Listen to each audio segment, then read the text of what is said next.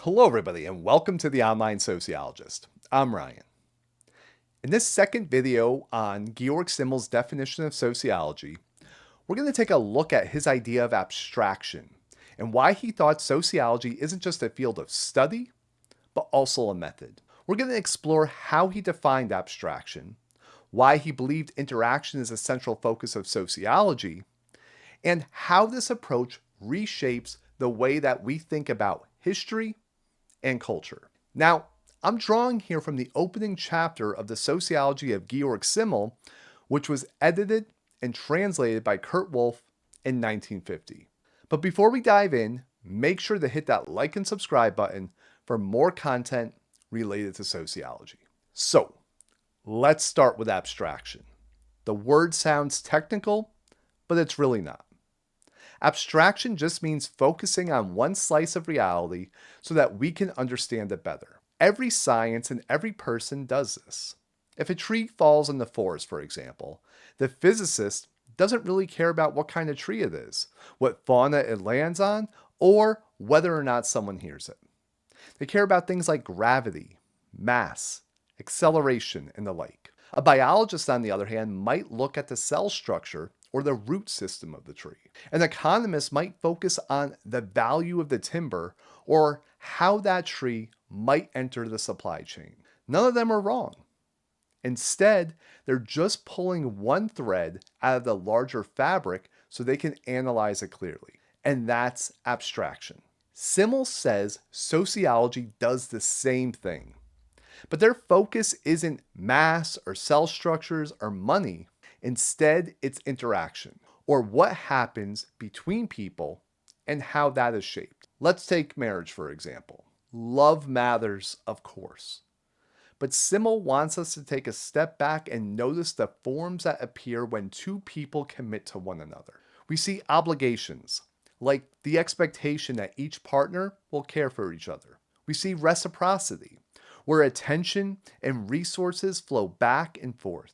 We see cooperation as couples organize daily life together, maybe raising kids or managing a household. And yes, we also see conflict, which, believe it or not, can be productive because arguments force negotiation and compromise. Now, these interactions don't exist in a vacuum. They're also shaped by wider society. In the US, marriage comes with legal recognition, which affects taxes, inheritance, and even health insurance. Cultural norms shape it too. Who proposes to whom? Should you merge bank accounts? Who sends the first message on the dating app? Even the small choices we make inside relationships are framed by larger social rules. So, just to reiterate, marriage isn't only about two individuals. It isn't only about external customs either. It's about the forms of interaction that grow between people and connect them to larger society. Now, Simmel doesn't stop his analysis with everyday relationships. He pushes the argument further, showing that the same interactions that are shaped by culture also produce culture itself. For centuries, people explain things like religion, politics, art, or language in two ways. Some said that they were created by individuals or the so called geniuses of history, while others believed some were handed down fully formed by God or given by nature. Now, Simmel rejects both of these views. In his account, religion, politics, art, and language are not the creations of isolated geniuses, nor do they arrive fully formed from God or nature. They emerge from interactions that over time generate larger patterns. The same dynamics visible in marriage, such as obligation, reciprocity, cooperation, even conflict, also scale up into systems of meaning and practice. For Simmel, this is the heart of sociology, showing how everyday encounters crystallize into the institutions, traditions, and forms of life that shape us. The next question is, how does this actually happen? What are the processes that carry small exchanges into enduring systems? Simmel points out two main processes. The first is simultaneity. This is when people act together in the same moment and generate meaning on the spot. Think of a protest chant that suddenly catches fire, a stadium crowd erupting into the same song, or even a viral dance that sweeps across TikTok overnight. These moments are brief but powerful. They show how collective energy creates something that no individual could produce alone. And they exist only because people are together in that exact instant. The second is succession. This happens when traditions, ideas, or practices are carried forward across generations. A family recipe, a national holiday, a religious ritual, all of these survive because they are passed down, altered slightly, but kept alive through time. For Simmel, these two processes, simultaneity and succession, explain how interaction builds into culture. One shows us the immediate living pulse of collective life, and the other shows us its endurance across history. And this is precisely why he says that sociology isn't just a subject matter, but also a method.